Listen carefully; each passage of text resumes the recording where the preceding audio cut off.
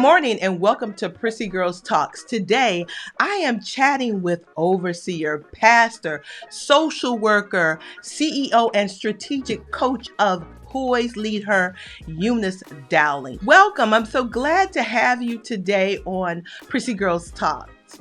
So wonderful to be with you, Sharon. Thank you for having me. Oh, you're welcome. So let's get right into this. I invited you on because I wanted to talk about mental health. And I know you are a mental health professional. And so I wanted to do that because in this environment we're in right now with the pandemic and everything that's hmm going on, I believe we need to kind of talk about mental health. And a lot of people kind of shy away from it. But I think it's important. And so I hmm wanted to get your take on some things. I know we said we're going to talk about self-care and loneliness and some other things, hmm but before we talk about any of that, just tell me a little bit about you and your organization, Poise Leader. Thank you, Sharon. Well, I am a daughter, I am a sister, I am a wife, mother, and pastor. And let me not forget, grandmother. I'm a pastor of Faith Tabernacle located in Brooklyn, New York. And I'm also the CEO of Poise Lead Her, which is also located in Brooklyn, New York.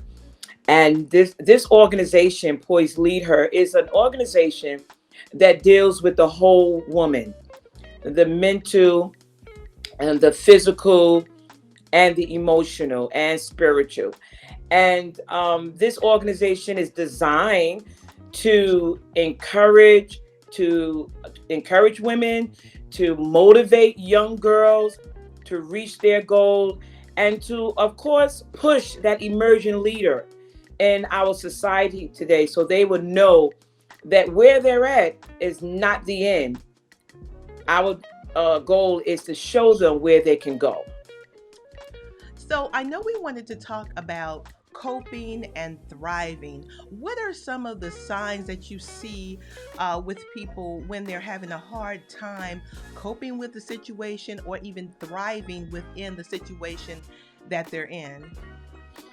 Normally, when you see someone, you know, how should I say, struggling with coping, Mm-hmm. most times they're lacking energy.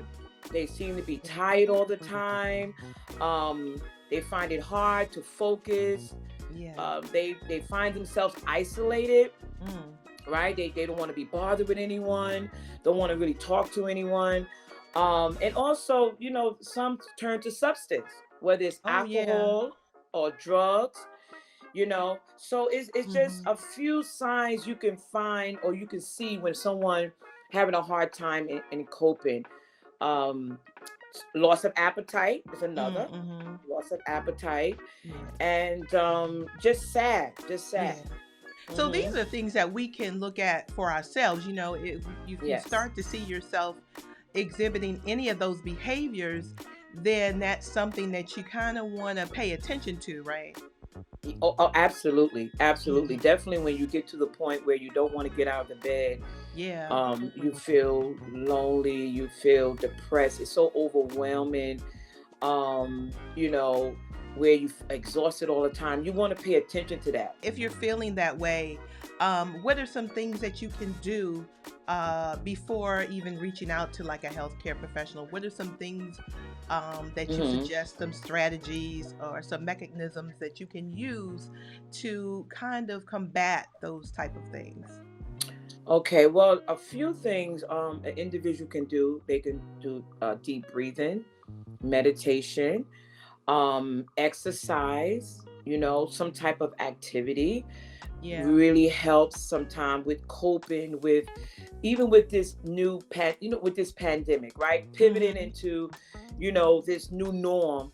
um Exercising, also talking to someone, like speaking to someone, Yeah. maybe a friend or a Mm-hmm. relative, someone that you can kind of like relate to. I was going to say, I know being in the house a lot, and a lot of us have different ways that we have been coping with it. Some people are out and about now, and with the vaccine, some people feel Yes. comfortable doing a lot of things. But there are other people who are still a little cautious, like me. I'm that person looking out the Right. window, looking out the Yeah. blinds.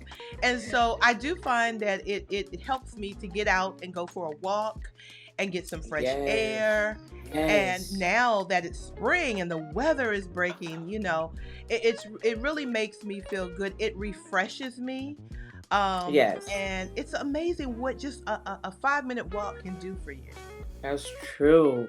That is so true, Sharon, because you're right. When you go out, you see the sun, you take that walk.